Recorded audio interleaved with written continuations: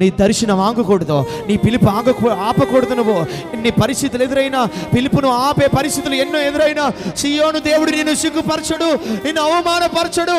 ఏ ప్రయాణము మధ్యలో ఆపద్దు. వంకర మాటలు పలికేవాళ్ళు, నీ భర్త అవ్వచ్చు, నీ భార్య అవ్వచ్చు, నీ అన్న అవ్వచ్చు, నీ అక్క అవ్వచ్చు, నీ తల్లి అవ్వచ్చు, ఎవరైనా అవ్వచ్చు, నీ స్నేహితుడు అవ్వచ్చు, తోటి సేవకుడు అవ్వచ్చు, సేవకురాండ్రు అవ్వచ్చు.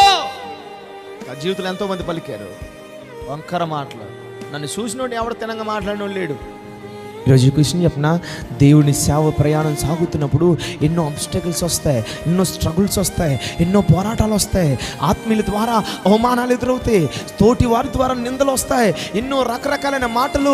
ఇదిగో తల్లిగా భావిస్తున్న, తండ్రిగా భావిస్తున్న, ఇదిగో స్నేహితునిగా భావిస్తున్న వారి ద్వారానే అనేకమైన పరిస్థితులు నీకు ఎదురవుతాయి. నా కుమారుడా, కుమార్తె, దేవుడు నీతో చెప్పే మాట ఏంటి చెప్పనా?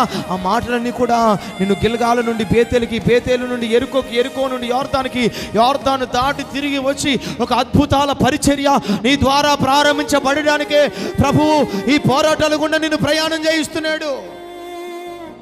వద్దనుకోకు. ఆమేన్ చెప్పండి.